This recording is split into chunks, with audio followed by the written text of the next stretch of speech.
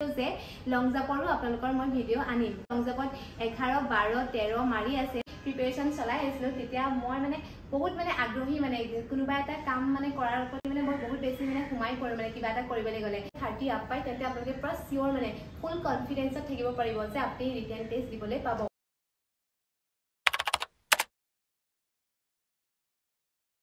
নমস্কাৰ আসাম পুলিচ পঢ়ি নতুন এটা ভিডিঅ'লৈ আপোনালোক সকলোকে স্বাগতম জনাইছো আশা কৰিছো আপোনালোক সকলো ভালে আছে আৰু লগতে কুশলে আছে আৰু মই ভালে আছো তো আজি এই ভিডিঅ'টো মই আৰম্ভ কৰাৰ প্ৰথমতে আপোনালোকৰ পৰা জানিব বিচাৰিম যি সকলে অসম পুলিচৰ ফিজিক্যাল টেষ্টৰ কাৰণে ৰানিং কৰি আছে আৰু লগতে লং জাম্প মাৰি আছে তেওঁলোকৰ ৰানিং কিমান টাইমত কমপ্লিট হৈছে আৰু লগতে লং জাম্প কিমান ফুট আহিছে প্লিজ এটা কমেন্ট কৰি জনাব আৰু আজি এই ভিডিঅ'টোত মই আপোনালোকক জনাম যে আপোনালোকৰ ছোৱালীখিনি যি সকলে লং জাম্প কৰা নাই আৰু তেওঁলোকে যি সকলে 11 ফুট মাৰি আছে 12 ফুট মাৰি আছে লগতে কিছুমানে 13 ফুটো মাৰি আছে আৰু তেওঁলোকে কিমান মাৰ্কস পাব হেতু কমেন্ট কৰি মোক বহুতে সুধি আছিল জনাবলৈ কৈ আছিল যেহেতু মই ৰানিংৰ কিমান টাইমত হমালে কিমান মাৰ্কস পায় হেতুটো মই ভিডিও আপলোড কৰিয়ে দিলো আৰু লগতে জনাইছিল যে লং জাম্পৰো আপোনালোকৰ মই ভিডিও আনিম তো আজি মই এই ভিডিওটো লৈ আহিছো আৰু যি সকলে লং জাম্পত 11 12 13 মাৰি আছে তেওঁলোকে কিমান মাৰ্কস পাবে মানে কিমান মাৰ্কস ক্যাৰি কৰিব হেতু আপোনালোকে আজি এই ভিডিওটোৰ পৰা জানিব পাৰিব গতিকে বেছি দেৰি নকৰি আৰম্ভ কৰো তাৰ আগতে মই আপোনালোকক আৰু এটা কথা কম যদিহে আপোনালোকে মোৰ চেনেলটো চাবলে মোৰ এই ভিডিওটো চাবলে নতুনকে আহিছে তেন্তে প্লিজ স্কিপ নকৰিব আপোনালোকে একেবাৰে ভিডিওটো শেষলৈকে চাব কাৰণ আজি মই আপোনালোকক হেতু কথা জনাম লং জাম্পৰ মাৰ্কসখিনি আৰু লগতে আপোনালোকৰ যিখিনিয়ে ৰিটেন টেষ্টৰ কাৰণেও প্ৰিপেয়াৰ হৈ আছে আৰু সেই ৰিটেন টেষ্টৰ ওপৰতো মই আপোনালোকক যেহেতু নোট দিয়া আৰম্ভ কৰি গৈছো গতিকে আপোনালোকে মোৰ এই ভিডিওটো প্লিজ এবাৰ শেয়াৰ কৰিব লগতে লাইক আৰু কমেন্ট এটা কৰি যাব বুলি মই আশাবাদী তো আজি ভিডিওটো আৰম্ভ কৰি তেন্তে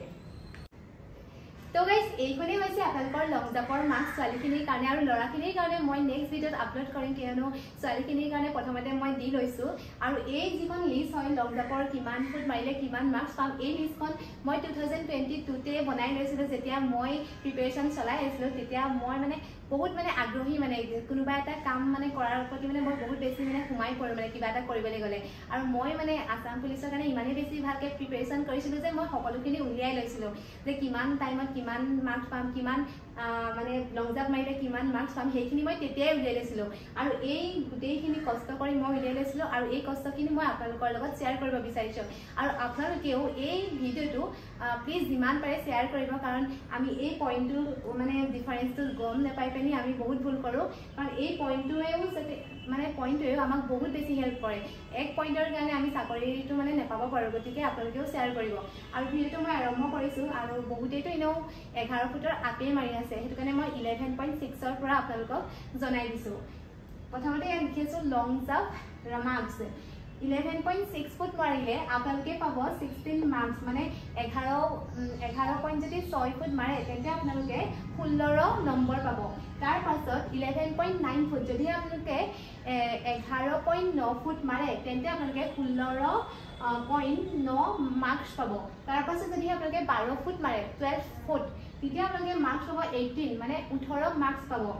গতিকে 12 ফুটটো বহুতেই মাৰি আছে আপোনালোকে ইফালে 18 আৰু ইফালে যদিহে আপোনালোকে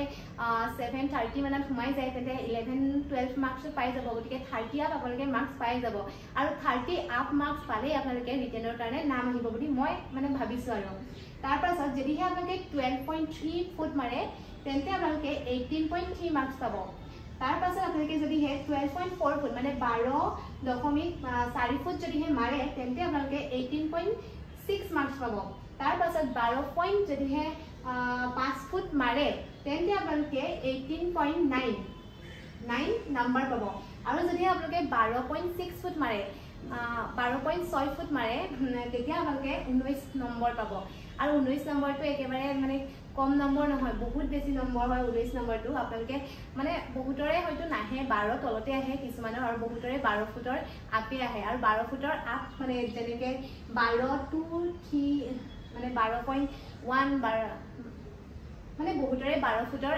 আপে আহে আৰু কিছুমানৰ 12 ফুটৰ তলত আহে আৰু যি সকলে 12 ফুটৰ আপ মাৰি আছে তেওঁলোকে এই নাম্বাৰ কিটা একদম পুৰা মাৰ্ক কৰি লব এই মাৰ্কস কিটা আপোনালোকে পাব যেহেতু এই মাৰ্কস কিটা পুৰা একদম হেৰি কৰি লব আপোনালোকে যদি হে 12.1 ফুটো বেছিকে মাৰে